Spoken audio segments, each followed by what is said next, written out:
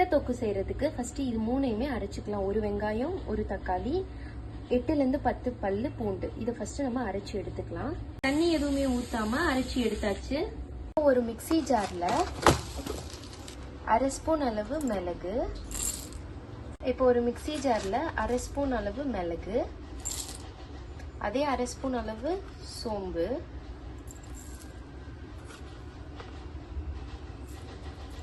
அதுக்கப்புறம் அதே அளவு ஜீரகம்,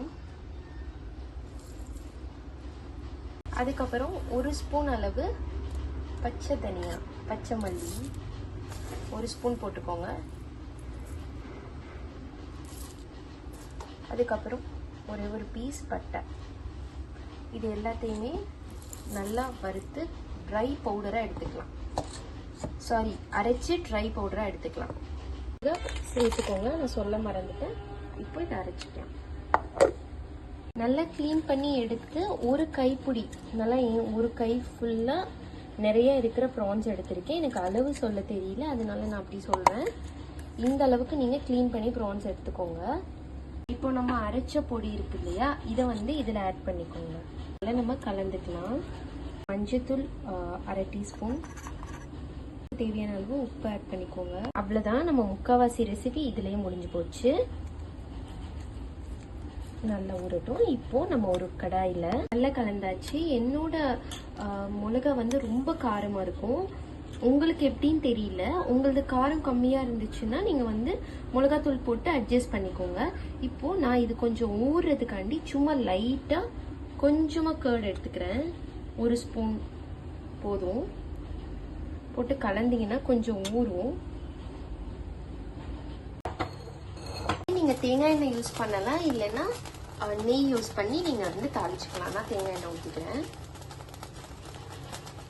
நல்லா எண்ணெய் காஞ்சதும் ஃபர்ஸ்ட் இந்த ப்ரானை இதில் வறுத்தி எடுத்துக்கலாம். இந்த மாதிரி செஞ்சு பாருங்கள், ரொம்ப பிடிக்கும் உங்களுக்கு. ரொம்ப டிஃப்ரெண்ட்டாக இருக்கும் டேஸ்ட்டு. நார்மலாக நம்ம ப்ரான் சாப்பிட்றத விட இது ரொம்ப டேஸ்ட்டாக இருக்கும். இது நல்லா மசாலாலாம் ப்ரானோட கொஞ்சம் வதங்கி ரோஸ்ட் பண்ணி எடுத்துக்கலாம். இது ஒரு 3 மினிட்ஸ் அடுப்பில் ஃபுல்லில் வச்சு நீங்கள் ரோஸ்ட் பண்ணிக்கோங்க. நல்லா 3 மினிட்ஸ் ஆயிடுச்சு. ப்ரான்லேருந்து வந்த தண்ணி எல்லாமே நல்லா வத்திடுச்சு. இப்போ இதை நம்ம எடுத்து ஒரு பிளேட்டில் ட்ரான்ஸ்ஃபர் பண்ணிக்கலாம்.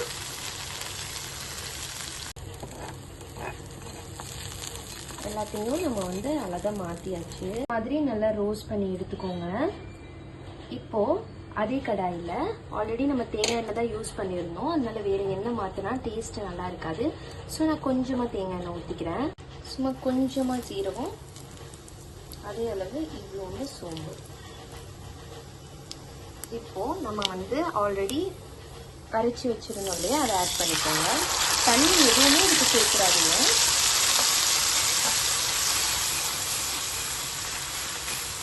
உங்களுக்கு பயங்கர வாசமாக இருக்கும். இது வரைக்கும் நீங்கள் இந்த மாதிரி டேஸ்டியாக சாப்பிட்டுக்கவே மாட்டீங்க, அவ்வளோ டேஸ்ட்டாக இருக்கும். கண்டிப்பாக ட்ரை பண்ணி பாருங்கள்.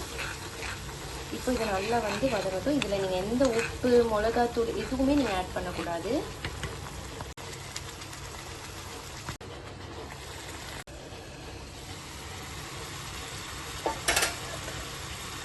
இப்போ இது நல்லா வதங்கிருச்சு. நம்ம தண்ணி எதுவுமே ஆட் பண்ணல. உங்களுக்கு தேவைப்பட்டதுன்னா வேணால் பிரிச்சுக்கோங்க, மற்றபடி தண்ணி ஆட் பண்ணிடாதீங்க, அப்புறம் அது கிரேவி ஆகிடும். இப்போது இந்த பச்சை வாடெல்லாம் போய் நல்லா வதங்கி சுருண்டு வந்ததுக்கப்புறம் இந்த ஸ்டேஜில் நீங்கள் ஆல்ரெடி பண்ணி வச்சுருக்க இந்த ப்ரானை நல்லா ட்ரை ரோஸ்ட் பண்ணி வச்சுருக்கணும், அதை இதில் ஆட் பண்ணிடலாம். இந்த ரெசிபி இட்லி, தோசை, ரொட்டி, ரசம், கர்ட் ரைஸ் எல்லாத்துக்குமே அட்டகாசமாக இருக்கும். கண்டிப்பாக ட்ரை பண்ணிவிட்டு எப்படி இருந்துச்சுன்னு சொல்லுங்கள். லைக், ஷேர் அண்ட் சப்ஸ்கிரைப் பண்ண மறந்துடாதீங்க. அடுத்து ஒரு டேஸ்டி ரெசிபியில் பார்க்கலாம். Until then bye from Rameeza. Take care. அஸ்ஸலாமு அலைக்கும் வரஹ்மத்துல்லாஹி வபரகாத்துஹு.